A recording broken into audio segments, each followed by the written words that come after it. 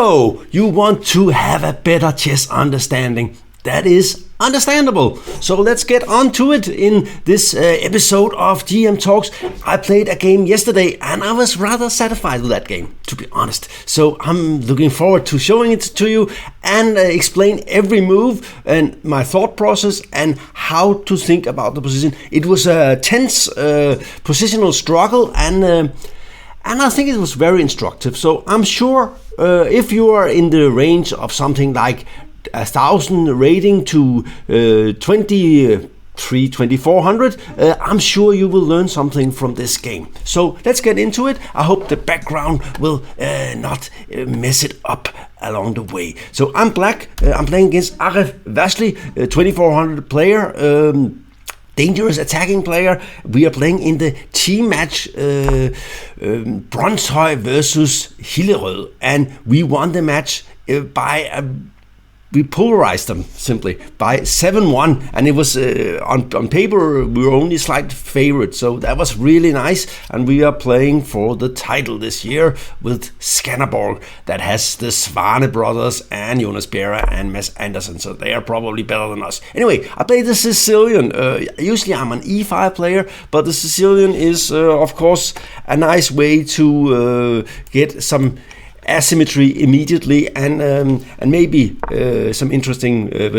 When I became a grandmaster, I played the Sveshnikov a lot, so I decided to give it a go. Sometimes it's the kind of opening you can't play it all the time because it becomes sort of boring. It becomes and also you get very tired of this bishop b5, which I believe in this position, this move here, it is simply a little bit better for white. I of course had some ideas, but I would rather be white here, to be honest. And that's the problem. That's also why I gave it up, because I had very good results with the Sveshnikov, but of course, this is a way to, and then of course Carlsen plays e5 here. That was not my plan, so I played knight f6 anyway. This gives you a hint that I might play bishop b5, I might play knight f6 as well.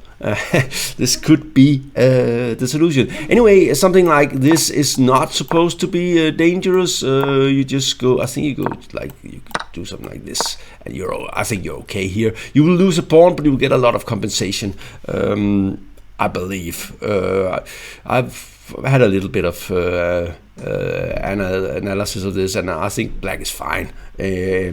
Anyway, he decided not to. You can also here, you can go bishop b5 and you go knight d4 or queen c7. Knight d4 is very dangerous, so I would prefer to go queen c7, I think. I won a game against Agdestein with white, against where he played knight d4, e5. Came like, I can show you, it came like this. And I played this move, and I won a great game. It's kind of it's a dangerous situation for black. The knights are very, very, very sort of annoying.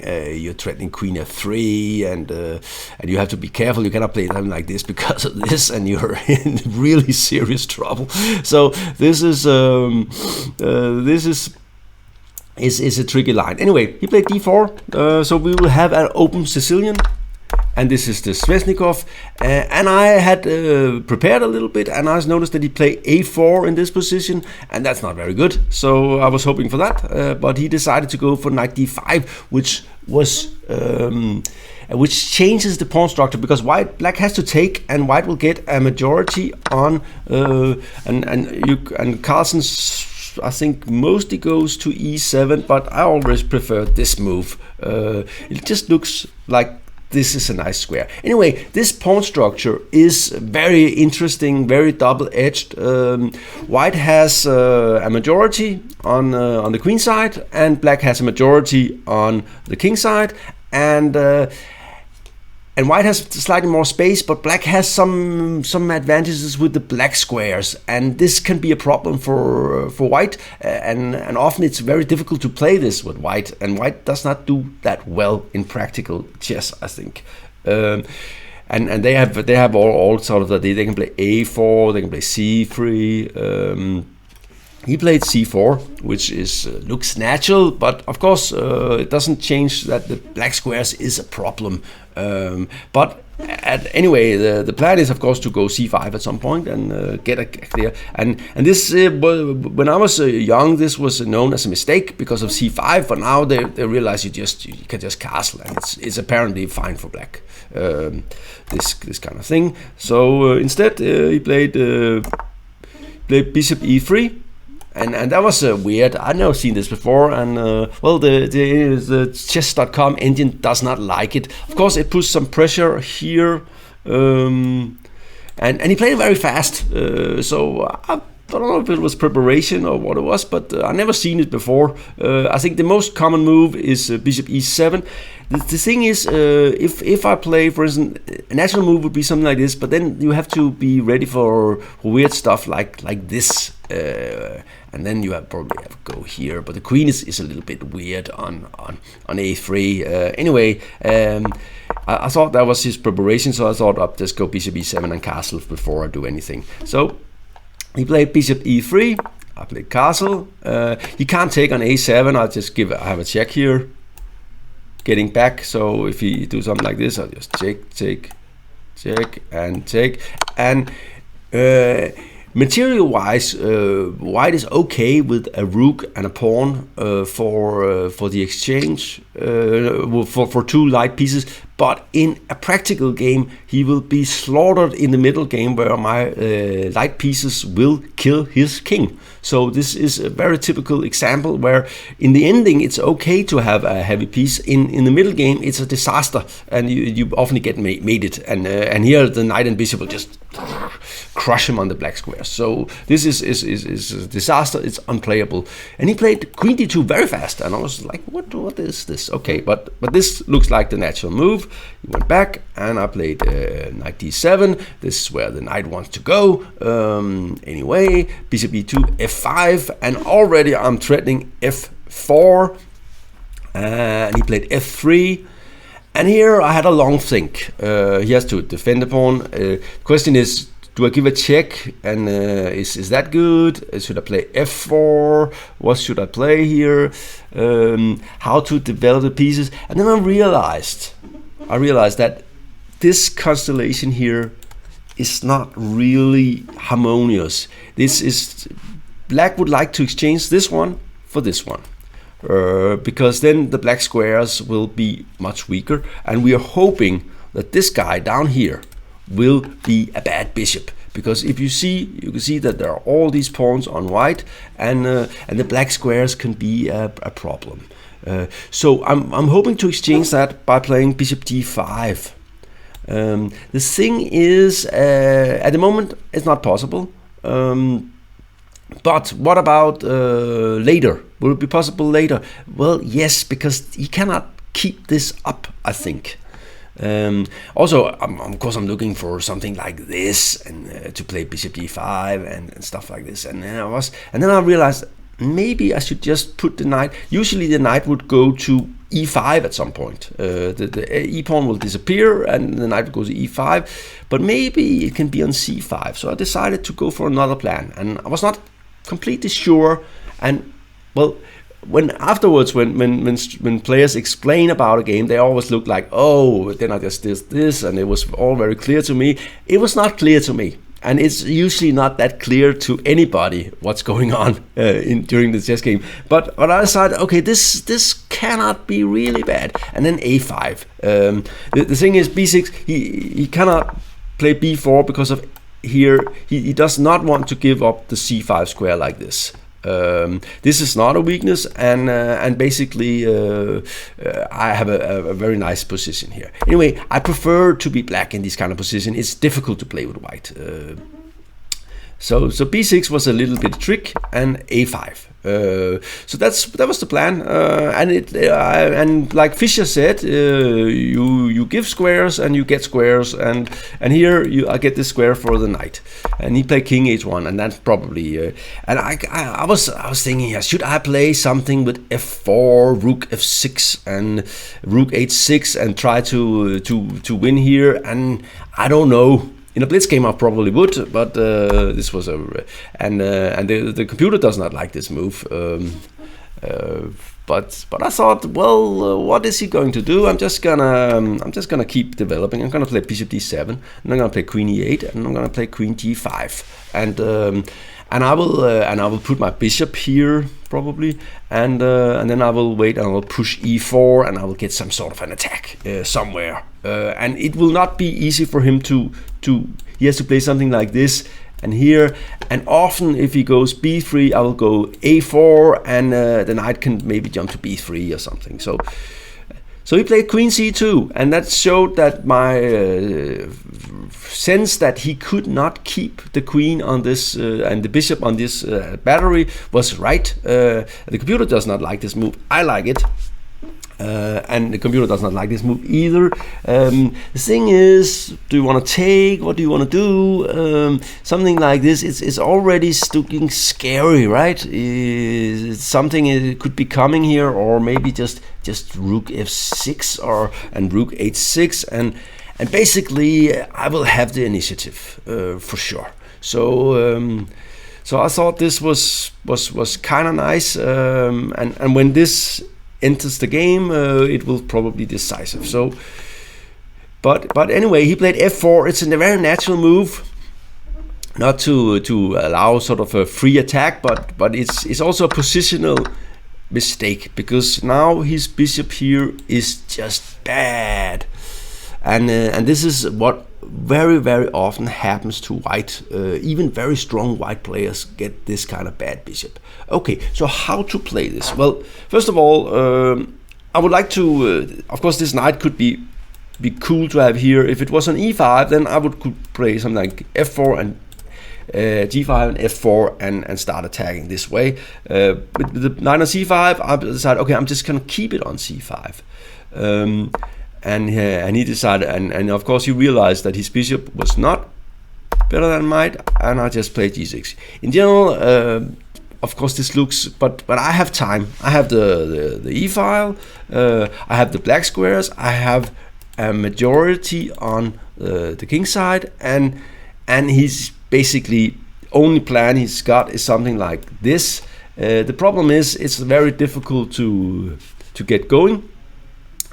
So it's and he decided to play this way to give me a weakness on a4, because of course I play a4, blocking everything here, and queen c d1, and now at least he has something so he can tie my pieces down with this move.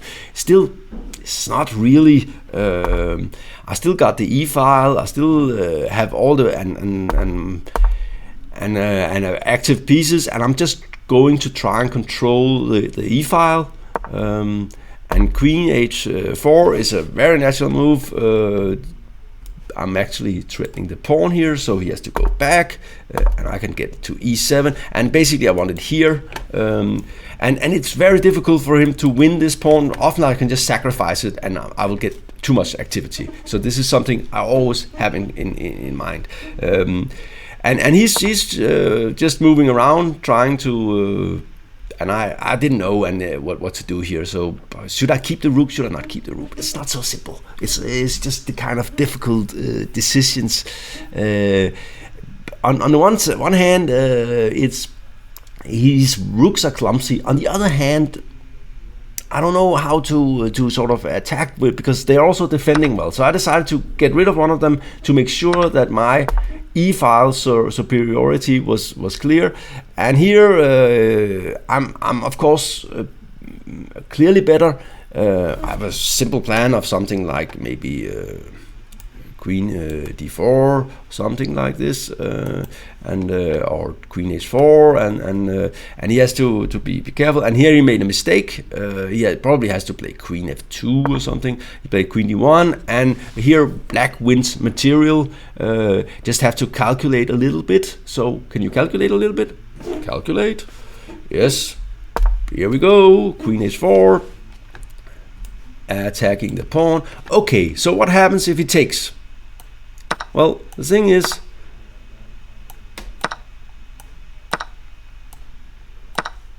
this simply loses, and the king can always run out. Oops, sorry. To check, and here I am winning. So that was the idea. So that was been a mistake. So instead he has to give up a pawn, and still he cannot take on a4. The rook will go down and win the b pawn, and it's winning rook ending. So if you do something like this, it's just, I think it's losing.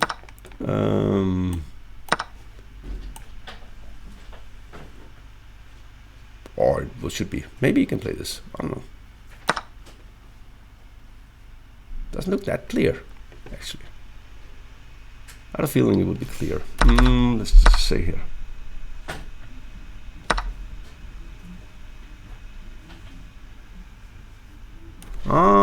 Now remember. I don't. Here I just go. I think I go here.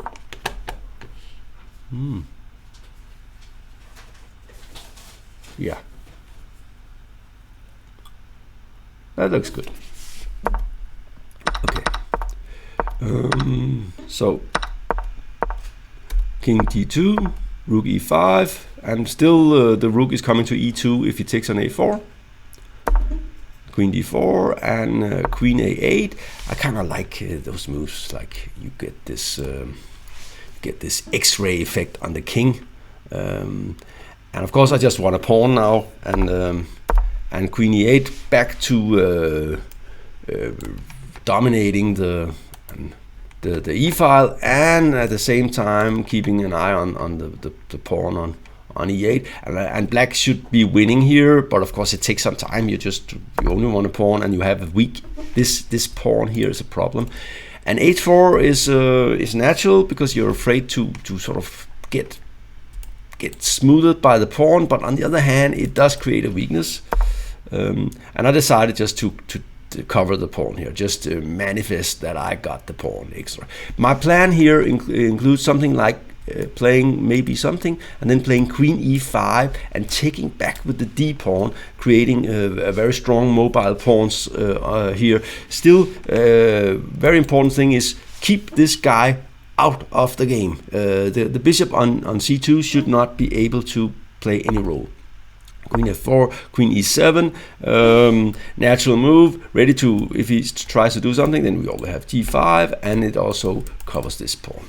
So that's natural. Queen b4, and can he take this pawn? Probably never. So I was not afraid. I played queen rook e3 with the idea to play queen e5, attacking here. He went back, and I couldn't decide if I wanted to do this, but I was also a little bit afraid my rook might get into trouble here. So I decided to exchange, what was called making the range bigger for the rook. And here he was down to 3 seconds. For losing on time on move 40, but he didn't lose on time, and I said, okay, the ending must be good. So I decided to go for the ending. I couldn't see how exactly to win. The thing is, all the pieces here, they're very immobile because they're sort of keeping each other in check. But I got a pawn, I got the open file, and I got the majority on the king side. So I got everything going for me, and that also goes on in the ending. And of course he will try to go for this pawn, but it's not so easy. Rook e1, and already he has to be pretty careful that I don't get to do something here. So he's getting ready to cover rook d2, and my king can approach. And basically the plan is to just go here, a6, d5, get space, and keep the rook active. At some point f4 will come, and this bishop will spring to life on this diagonal. It might also go this way and here, and well, if you keep the rook active, it should not be a problem. And notice this, I'm trying to give this check just to keep the king a little bit away before I play rook c1. And rook d2, king f6, king is approaching, knight e2, attacking the rook, and it goes here. And of course you always have to be a little bit careful when you put the rook in the corner, that it is not sort of getting trapped there and can't get out. But this is not really an issue here, where black has too many positional trumps. Anyway, h6, so we start the plan. Plan is to get the thing going. Also, I'm gaining space here, and sometimes the H file will be open. So I c3, rook e1, back and holding the E file. If he plays rook e2, I just take it and play king e5, and he will probably lose this pawn at some point. So and here I found another interesting plan, is to go rook b8 and b4. So basically getting rid of my weaknesses and exposing his on b2, and having a very nice active rook that works both ways. This is a good thing to notice, that you really want to have rooks that can work in either direction. The rook should work in either direction. And rook d4. And here I had a little trick, king e5, and he played rook b4, and that's a rook with a view. After g5, he cannot move the rook. It's trapped. He could play it to e3, but it's king e3 and rook d4, but it looks a little bit spooky. And of course, but what about this pawn? Well, I put up a little trick here, and after this I'm winning a piece. So now the game is decided. He played on a little bit, so let's just see the moves. And here he could safely resign. I'm just a piece up. But of course, in a team match, you don't. And here he resigned. He's going, I think, I don't remember.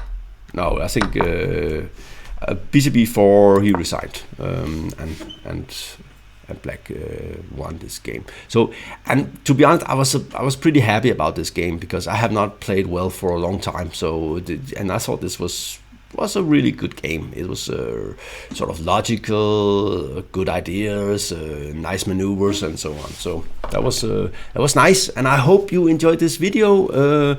And if you do, please share it. Just share it. Right? This was GM Talks. Thank you for